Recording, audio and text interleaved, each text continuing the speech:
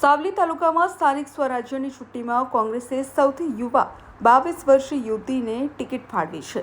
ભાદરવા તાલુકા પંચાયતની ટિકિટ ફાળવતા 22 વર્ષીય હિરલબેન વડોદિયાને ટિકિટ આપતા આજરોજ ઉમેદવારી નોંધાવી છે, જેમાં ઝેન્ઝીના રાજકારણમાં પર્દાપણ કરવાથી યુવાનોમાં રાજકારણ પ્રત્યે રસ જાગ્યો છે. તો આજરોજ તાલુકા પંચાયત કચેરીએ મોટી સંખ્યામાં સમર્થકો સાથે ઉમેદવારી નોંધાવી છે. ઉમેદવારી નોંધાવી જીતની આશા વ્યક્ત કરી છે. સાવલી તાલુકા કચેરીમાં મેં કોંગ્રેસની પક્ષમાં મેં ભાગ લીધો છે. એનું કારણ કે હું દેશની સેવા કરવા માટે ભાગ લઈ રહી છું. અભિપ્રાય ન્યૂઝ સાવલી.